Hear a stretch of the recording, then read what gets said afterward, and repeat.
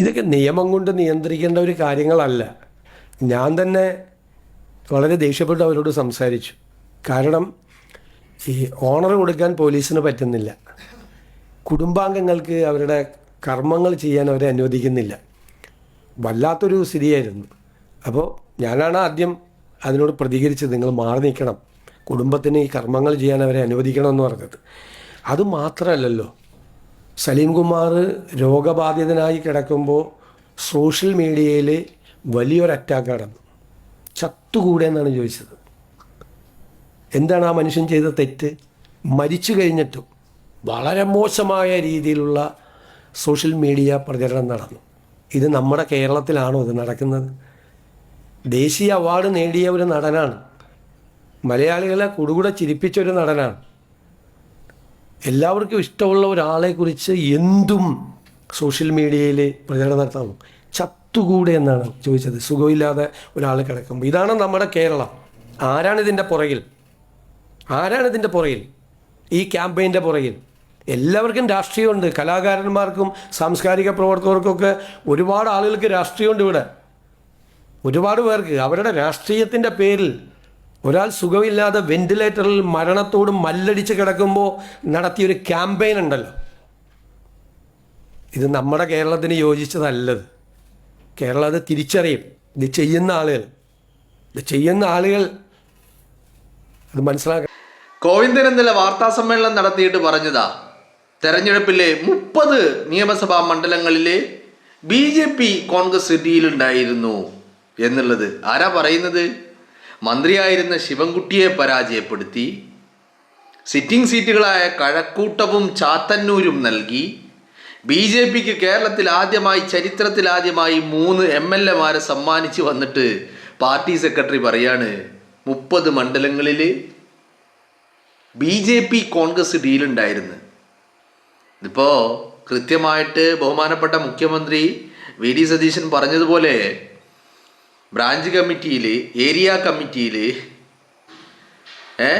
Local കമ്മിറ്റിയിൽ, ജില്ലാ കമ്മിറ്റിയിൽ, ജില്ലാ സെക്രട്ടേറിയറ്റിൽ, സംസ്ഥാന സെക്രട്ടേറിയറ്റിൽ, പോളിറ്റ് ബ്യൂറോയിലടക്കം ചർച്ച ചെയ്തിട്ട് പറഞ്ഞത് ഈ പറയുന്ന 2 എരണം കെട്ട ഒരു സെക്രട്ടറി, ഒരു മുഖ്യമന്ത്രി ആയിരുന്ന വ്യക്തി, ഈ 2 എരണം കെട്ട ആളുകളാണ് പാർട്ടിയെ തോൽപ്പിച്ചത് എന്ന് സഖാക്കൾ പച്ചക്ക് പറയാ.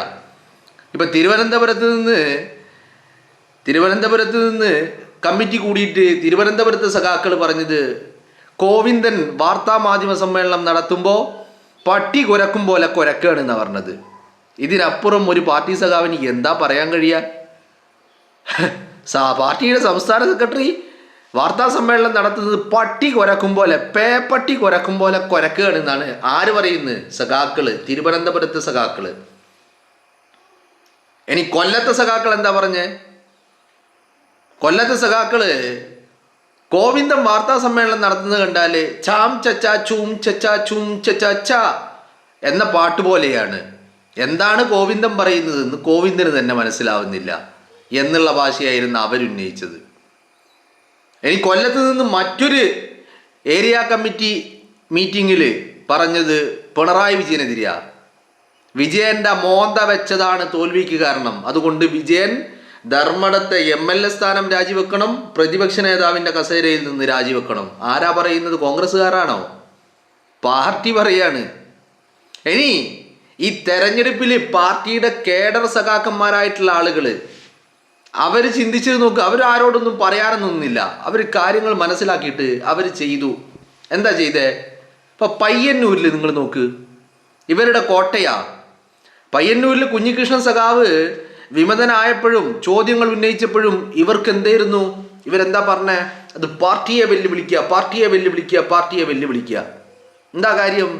പയ്യന്നൂർ കോട്ടയാണ്, എങ്ങനെയാണെങ്കിലും വിജയിച്ചു കയറാം എന്നുള്ളതായിരുന്നു ലക്ഷ്യം. അപ്പോൾ പയ്യന്നൂരിൽ കുഞ്ഞികൃഷ്ണ സഖാവ് വിജയിക്കണമെങ്കിൽ ഈ കേഡർ സഖാക്കന്മാരടക്കം ആ മനുഷ്യന് വോട്ട് ചെയ്തു. ആ മനുഷ്യരെ തെരഞ്ഞെടുപ്പ് പ്രചരണമൊക്കെ കണ്ടാൽ നിങ്ങൾ അന്തം വിട്ടു പോകും. ആളും ആരവങ്ങളൊന്നും ഉണ്ടായില്ല. ആ മനുഷ്യന് കൂളായി കയ്യും പുറകിൽ കെട്ടി ഇങ്ങനെ നടന്ന് ചില വീടുകളിലൊക്കെ കയറി അരമണിക്കൂർ അവിടെ സംസാരിക്കും ഒക്കെ ചെയ്തിട്ടും ആ മനുഷ്യൻ വിജയിച്ചു. തളിപ്പറമ്പിൽ TK ഗോവിന്ദൻ മാഷ് വിജയിച്ചു. എങ്ങനെ? കേഡർ പ്രവർത്തകരുടെ വോട്ട് കൊണ്ട്. എന്നിട്ടും ആർക്ക് മനസ്സിലാവുന്നില്ല? ശരിക്കും ഈ പറയുന്ന കേഡർ പ്രവർത്തകർ അത്രയും വോട്ട് ചെയ്തത് UDF എന്നിട്ടും ഗോവിന്ദന് മനസ്സിലാവുന്നില്ല. എന്നിട്ടും പിണറായി വിജയന് മനസ്സിലാവുന്നില്ല. ഇപ്പോൾ പാർട്ടിക്കുള്ളിൽ നിന്ന് പൂരത്തെറിയാ കേൾക്കേണ്ടി വരുന്നത്. നിങ്ങൾ മാധ്യമങ്ങളിൽ വരുന്ന വാർത്തകൾക്ക് തരുന്ന തലക്കെട്ടോ അവരുപയോഗിക്കുന്ന ഭാഷയൊന്നല്ല പാർട്ടി മീറ്റിങ്ങുകളിൽ നടക്കുന്നത്. പാർട്ടി മീറ്റിങ്ങുകളിൽ കായും മായും പൂയും കൂട്ടിയുള്ള വർത്താനാണ്. കായും മായും പൂയും കൂട്ടിയിട്ടുള്ള വർത്താനാണ് പാർട്ടി മീറ്റിങ്ങുകളിൽ നടക്കുന്നത്. അത് കേട്ട് മടുത്ത് തെറിവിളി കേട്ട് പണ്ടാറടങ്ങിയിട്ട് അവസാനം ഗോവിന്ദൻ എന്തെങ്കിലും പറയാൻ വേണ്ടേ? ഗോവിന്ദൻ ഇപ്പോൾ വാർത്താ സമ്മേളനത്തിൽ വന്ന് പറയാൻ പറ്റുമോ? എന്നെയും വിജയനെയും പാർട്ടി സഖാക്കള് ഭരണിപ്പാട്ട് നടത്തുകയാണ്, അവർ കുറച്ചുകൂടി സംസ്കാരമുള്ളവരാകണം എന്ന് പറയാൻ പറ്റുമോ? അത് പറയാൻ പറ്റൂല. പിന്നെ എന്ത് പറയാൻ പറ്റും? ഒന്നും പറയാൻ പറ്റില്ല. കാരണം പാർട്ടി മീറ്റിങ്ങിൽ നടക്കുന്ന കാര്യമൊന്നും പുറത്ത് പറയാൻ പറ്റില്ല. അത്രക്ക് വെറുപ്പും ദേഷ്യവും വൈരാഗ്യവും ഒക്കെ പാർട്ടിക്കാർക്ക് സഖാക്കന്മാർക്ക് ഈ ഗോവിന്ദനോടും വിജയനോടും ഉണ്ട്. മനസ്സിലായില്ലേ? അപ്പോൾ പിന്നെ എന്താ ചർച്ച ചെയ്തതെന്ന് ചോദിക്കുമ്പോൾ പറയാതിരിക്കാൻ പറ്റുമോ? ഇപ്പോൾ പാർട്ടി സമ്മേളനം കൂടിയിട്ട് പാർട്ടി സെക്രട്ടേറിയറ്റ് കൂടുകയാണ്. സംസ്ഥാന സെക്രട്ടേറിയറ്റ് തെരഞ്ഞെടുപ്പ് തോൽവിയെക്കുറിച്ച് അവലോകനം ചെയ്യാൻ പാർട്ടിയുടെ സംസ്ഥാന സെക്രട്ടേറിയറ്റ് കൂടുക. ഇത് കൂടുന്നതൊക്കെ എല്ലാവരും കാണുന്നുണ്ട്. അപ്പോൾ മീറ്റിങ്ങൊക്കെ കഴിഞ്ഞ് വന്നിട്ട് വാർത്താ സമ്മേളനം നടത്താതെ മുങ്ങാൻ പറ്റുമോ? അത് മുങ്ങിയ അതിനേക്കാളും വലിയ കഷ്ടമാവും. എന്നാൽ ഇത് മാധ്യമങ്ങളെ കണ്ടു കഴിഞ്ഞാൽ എന്തെങ്കിലും അവിടെ നടന്നത് പറയാൻ പറ്റുമോ? അത് പറയാനും പറ്റൂല. മനസ്സിലായില്ലേ? അത് ഗോവിന്ദനെന്ന് മാത്രമല്ല കേട്ടോ, ഇവരുടെയൊക്കെ ഒരു സ്വഭാവം എന്താണെന്നറിയോ? വാ തുറക്കുന്നത് കളവ് പറയാൻ, തിന്നാൻ, പിന്നൊന്ന് മറ്റൊരു കാര്യത്തിനാണ്. എന്താണെന്നുള്ളത് നിങ്ങൾ പറഞ്ഞോ? അപ്പോൾ ഇത്തരം ആളുകൾ പച്ച നുണ മാത്രമാണ് വിളിച്ചു പറയുന്നത്. മാധ്യമങ്ങൾക്ക് മുമ്പിൽ എന്തെങ്കിലുമൊക്കെ പറയണ്ടേ? ഈ പറയുന്ന കീറിയ ഷഡ്ഡി ഇട്ടിട്ട് ആ ഷഡ്ഡി ഉരി തലയിലിട്ട പോലെ ആവും ഇവൻ്റെയൊക്കെ അവസ്ഥ. അപ്പോൾ നാണം മറക്കാൻ കീറിയ ഷഡ്ഡിയട്ടെ, മഴ പെയ്തപ്പോൾ എന്താക്കി? ആ ഷഡ്ഡി ഊരിയിട്ട് തലയിലിട്ട് നോക്കുമ്പോൾ അതിൽ ഫുള്ള് ഓട്ടയാണ്. അപ്പം നാണം മറക്കാനിട്ട ഷഡ്ഡിയുടെ കോലം അങ്ങനെ, മഴ പെയ്തപ്പോൾ നനയാതിരിക്കാനിട്ട ആ ഷഡ്ഡിനെ ഊരിയിട്ട് തലയിലും ഇട്ട്. ഇതാണ് ഗോവിന്ദൻ്റെ അവസ്ഥ.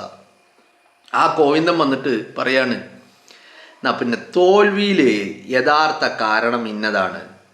ഇത് ഇവിടെ എന്തുകൊണ്ട് CPM മാറി ചിന്തിക്കില്ല, അവർ തിരുത്തില്ല എന്ന് പറയാനുള്ള കാരണം എന്താ?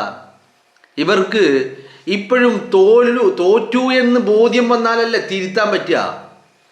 ഇല്ല, ഞങ്ങൾ തോറ്റിട്ടില്ല ഒരുത്തൻ വാശി പിടിക്കുകയാണെ പിന്നെ ഓൻ എന്ത് തിരുത്താനാ? തിരുത്താൻ പറ്റുമോ? തിരുത്താൻ പറ്റൂല.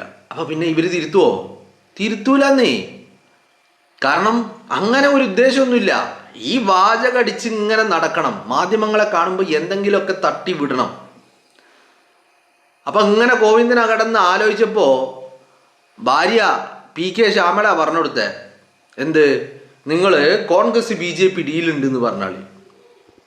ഗോവിന്ദൻ വന്നിട്ട് അങ്ങോട്ട് വെച്ച് കാച്ചി. ഇത് ഇപ്പൊ കഴിഞ്ഞ ആഴ്ച പിണറായി വിജയൻ നിയമസഭയിൽ ഇതൊന്ന് കാച്ചിയതാ. ഇതും ആരോ പറഞ്ഞു കൊടുത്താ. കാച്ചിയതേ ഓർമ്മയുള്ളൂ. സതീശൻ വലിച്ചങ്ങോട്ട് കീറി.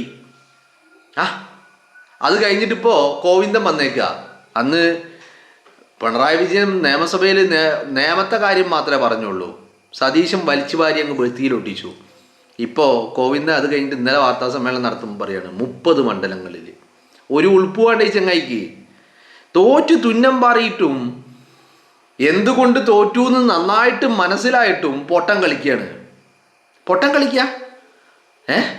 ആരെ പൊട്ടന്മാരാക്കുന്നത്? കേരളത്തിലെ ഈ UDFന് 102 സീറ്റിലേക്ക് വിജയിപ്പിച്ച് വോട്ട് ചെയ്ത് വിജയിപ്പിച്ച ഈ ജനങ്ങളെയാണ് പൊട്ടന്മാരാക്കുന്നത്. ആണോ? എന്നാൽ ഗോവിന്ദന് വീണ്ടും തെറ്റി. ഇതിന് തന്നെയാണ് മനോഭാവം. ഇങ്ങനെ തുടരാനാണ് തീരുമാനമെങ്കിൽ വരുന്ന തെരഞ്ഞെടുപ്പിൽ ഗോവിന്ദ അതോ ഗതി എന്നുള്ളതായി പറയാനുള്ളൂ. അതിനപ്പുറം ഒന്നും സംഭവിക്കാനില്ല. ഇവര് എന്താ ചെയ്യാൻ പോകുന്നത് ഇനി അടുത്തതിൽ? ഇപ്പം നിങ്ങളൊന്ന് ആലോചിച്ച് നോക്കൂ. വിദ്യാഭ്യാസ മന്ത്രി കസേരയിൽ ഇരുന്ന് ശിവൻകുട്ടിയെ സഖാക്കൾ തോൽപ്പിച്ച് BJPയെ വിജയിപ്പിച്ചിട്ടുണ്ടെങ്കിൽ അടുത്ത തെരഞ്ഞെടുപ്പിൽ BJPയുടെ സീറ്റിൻ്റെ എണ്ണം വർദ്ധിപ്പിക്കാൻ എന്താണ് പണി എന്നുള്ളതായിരിക്കും ഇവറ്റകളുടെ ചിന്ത എന്ന് പറയുന്നത്. അതിനുവേണ്ടി പണിയെടുക്കും ഇവർ. അത്രയേ ഉള്ളൂ. അതിനാണ് പരിശ്രമങ്ങൾ അത്രയും നടത്തിക്കൊണ്ടിരിക്കുന്നത് എന്നുള്ളതാണ്.